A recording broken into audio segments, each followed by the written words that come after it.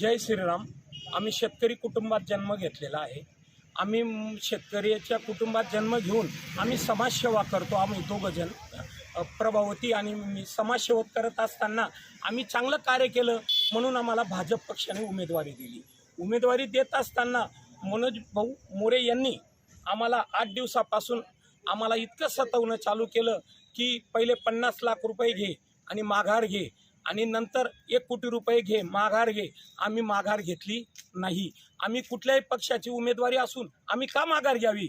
मी जिल्हा प्रमुख आहे म्हणून माझी बदनामी व्हावी असं त्यांनी सांगितलं, पण आम्ही माघार घेतली नाही। म्हणून त्यांनी आमच्या विरुद्ध आजशील माझ्या मिसेसला अडवून माझ्या मिसेसला जाळण्याचा सुद्धा प्रयत्न केला, त्यांनी मारण्याचा प्रयत्न केला, तलवारा काढल्या, त्यांनी उलट्या बोंबा, चोरांच्या उलट्या बोंबा केल्या त्यांनी।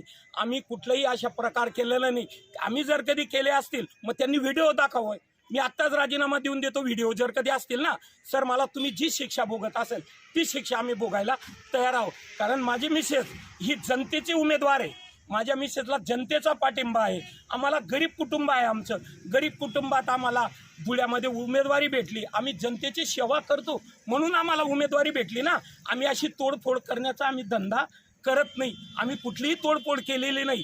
तोडफोड करत असताना मग आमची व्हिडिओ द्या, व्हिडिओ देत असेल ना पोलिसांनी आम्हाला फाशी बी दिली ना तरी बी चालेल, पण आम्ही आणि जे आमच्या माझ्या बायकोच्या विरुद्ध पत्रकं वाटले, पत्रकं वाटत असताना वसवालनगरमध्ये, शिवाजीनगरमध्ये, कृषी कॉलनीमध्ये माझ्या मिसेसचे बदनामीचे पत्रकं वाटले। बदनामीचे पत्रकं वाटून माझ्या मिसेसला जात असताना लोकांच्या भेटीगाठीसाठी फिरत असताना एकटी माझ्या मिसेसला आडवे झाले आणि 6-7 लोकांनी तिला मारलं, तिचे ब्लाउज वगैरे सर्व फाडून टाकलं आणि ते परत पोलीस स्टेशनला आले आणि फिर्याद द्यायला आले। कारण असा कुठलाही माझ्या मिसेसला मारलेला आहे आणि माझ्या मिसेसला मारत असताना एक कुठला तरी एकतानगरचा कोणीतरी संजय माळी म्हणून यांनी माझ्या मिसेसचा प्राण बचवलेला आहे।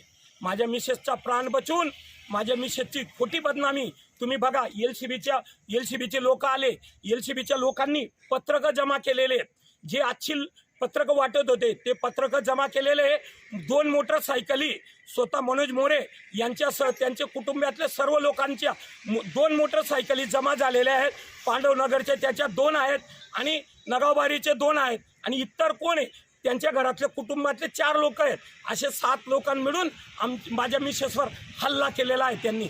आम्ही अशी कुठलीही तोडफोड केलेली नाही। फक्त हे काय समाजामध्ये कीट निर्माण करून मला बदनामी केली म्हणून त्यांनी मत हे करण्याचा प्रयत्न करत आहे। पण दादा, आम्हाला जनतेचा आशीर्वाद आहे, आमच्या मागे जनता आहे। यांच्या अशांच्या टंडबाजी करणाऱ्यांची आम्ही अनामत जप्त राहिल्याशिवाय राहणार नाही। 15 तारखेला जनता कोणाच्या पाठीशी आहे हे जनता ठरवणार आहे। तुम्ही बघा जनता कशी आहे। जनता जनार्दनाने आम्हाला उमेदवारी करण्याचं सांगितलं आहे, म्हणून भाजप पक्षाने आम्हाला जी उमेदवारी आहे आम्ही भाजप पक्षाचा कधीही तळा जाऊ देणार नाही। भाजप पक्षाची उमेदवारी आम्ही का माघार घ्यावी?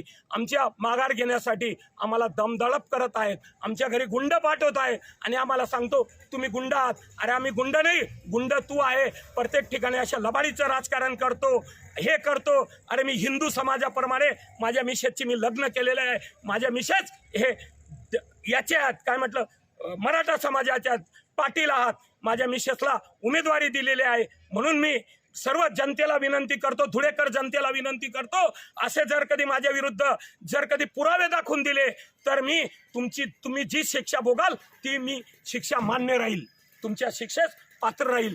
मी अशी कुठलंही कृत्य माझ्या मिसेस करणार नाही। माझ्या मिसेस तेव्हापासून माझ्या मिसेसचा एक समतोल हे झालेला आहे। माझ्या मिसेस तुम्ही विचारा, कुठलेही जा पूर्ण प्रभागात 63 कॉलनीमध्ये माझ्या मिसेसचे प्रत्येक महिला माझ्या मिसेसच्या पाठीशी आहे। अनेक महिलांनी मला मी जर कधी वाईट राहिलो असतो आत्तापर्यंत मला माझ्या मिसेसला 1000 ते 1500 महिलांचा पाठिंबा येतोय। व्हॉट्सअपला टाकतायत लोक, आम्ही व्हॉट्सअपला नाही, आम्ही कुठलं नाही, ते लोकच टाकतायत त्यांच्या ग्रुपला। प्रभावती शिंदेचा जो अत्याचार झाला प्रभावती शिंदेवर, त्या अत्याचाराचा धडा आम्ही 15 तारखेला मतदानाच्या पेटीतून दाखवल्याशिवाय राहणार नाही असं पब्लिक म्हणते।